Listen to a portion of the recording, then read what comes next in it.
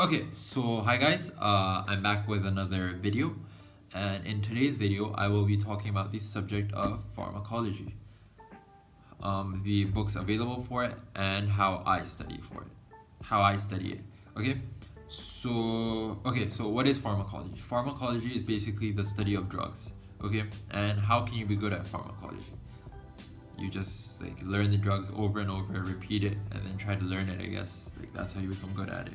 But then apart from that, you gotta know the normal physiology. If you know the normal physiology, you would definitely have it easier to understand how a drug interferes with that normal physiology to do what it does, and why having too much of it could cause a side effect it causes. Yeah, so that is the study of the subject of pharmacology. Okay, so there are the first resource I will be talking about is Katsung Review. It's by Katsung and Trevor's Pharmacology Examination and Board Review. So like I've said in previous video, before buying a book I always like to see how thick it is, because I will be the one carrying it around and I have to make sure it's portable. And along with portability, I also have to see that if it's too long, I'm just gonna fall asleep, and I can't be falling asleep, right? So it has to be just like perfect size. So yeah, this is not that big, it's not that thick. It's like I said, it's Katsung. It's a review book. So I think there is a bigger Katsung, like this thick, but they made a review version of that for those of you that enjoy reading bigger books to develop a better understanding, and for those of you that really want to know how every single thing works, then I would say do check that out. But I have never used it, so I cannot review it. Yeah, so this book, it's short. It has good pictures, it has good tables, it's straight to the point. That's what I love about it. And yeah, you do develop an understanding and it really helps you out. Along with that, for those of you that are students of Tao, sometimes this book does not have all the drugs in the Tao syllabus, so I would say do complement this with the slides, because slides always have more drugs. Yeah, and okay, in my opinion, the best thing about this book are the tables at the end of every single chapter. So at the end of every chapter, after you go through the text, so you've learned how the drug works, its mechanism of action, how its side effects, and how it works, right? And you learn the drug names. Okay, so the best thing about this is that at the end of the table, the table at the end has all the name of every single drug, its different classes. They've arranged it, and for every drug they wrote down their mechanism of action, what it's used for, and its toxicities. Having too much of it causes what side effect. So yeah, so for those of you, for example, for those of you that are short on time and you guys have an exam, for example, in like 2 days, this book is ideal for just like revision, because it has a table at the very end, so you can just go through the table like an hour before the exam. You could just go through the table. So that's what I love this book for. Yeah, and I'm sure many people in my batch use this book for the same purpose, just to like go through the drugs from every table. So this is Katsung Review. Okay, the second resource available is Lippincott Pharmacology. This book too is also a review of a bigger book. I really don't use this book, so I really won't be able to make like the perfect judgment for this book, so I wouldn't say take my word for it. Do consult other seniors before buying this book. So the thing about this book, from my experience, is that it's more dense than Katsung Review. It's thicker, and it has more drugs. Okay, so for those of you that do study in Tao Medical College, this book is ideal. It's not ideal. Obviously, the slides still has more drugs than this book, but then it has more than Katsung Review. Yeah. So this book, the reason why I don't use this book is, like I said, I prefer shorter books, and in my opinion, this book is like too dense for me. and it's just too complicated. Like it's not straight to the point, and that's what I don't like about it. So yeah, but apart from, and it doesn't have a table at the end of every chapter, so I don't like that. In size, it's like the same size, but then this just has more text. It has more text and less pictures, and I want more pictures and I want less text. So yeah, this is why I do not use Lippincott. I'm sorry if it's not comprehensive. Like I've said earlier, I don't use this book, so I really can't make the proper judgment for it. So do consult your other seniors, before buying this book. And the third resource available is Kaplan Pharmacology.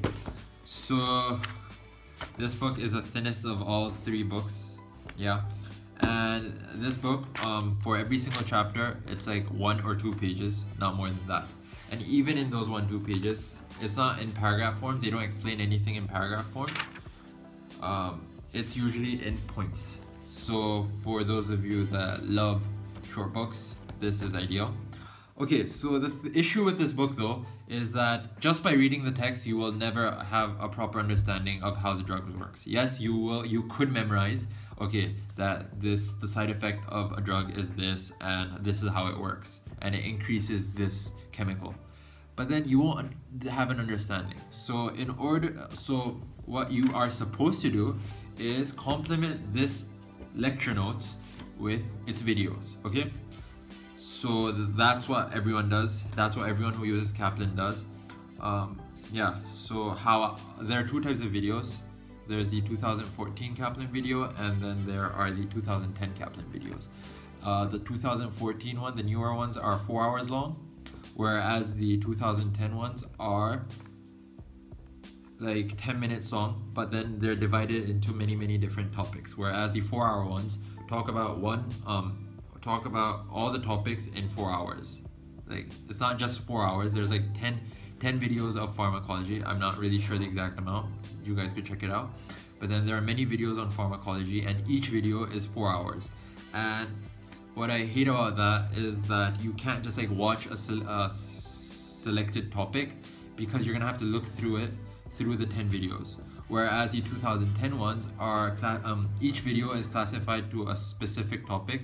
So for example, like if you are studying cardiovascular drugs, if you're studying cardiovascular drugs and you want to learn about a specific drug type, you could just watch one video and have an understanding. Whereas in the 2014 ones, you have to look for it through like every minute, every second, and that's just difficult. So you're just gonna have to watch the whole thing. Yeah. So yeah, I would definitely not recommend using this book without the videos. If you're gonna use pharmacology for Kaplan, do watch the videos, make the notes, develop an understanding, and after you watch the videos once and you have a basic understanding, you could definitely use this book. Yeah. So apart from the 3 resources I just discussed, there's another video resource called Sketchy Pharmacology. I would definitely recommend that. It's a good book for memorization, because as you guys will learn, pharmacology is a lot of learning. You have to learn the name of drugs. Like, you just have to learn it. There's no other way. You have to learn it. And what Sketchy Pharma does is it basically, in every video, what it does is they have a picture and they make a story out of a specific picture. So they have different characters in it, different objects in it, and they try to somehow, via the story, there's a narrator, they basically try to associate every picture, every character in that picture from that story to a specific drug.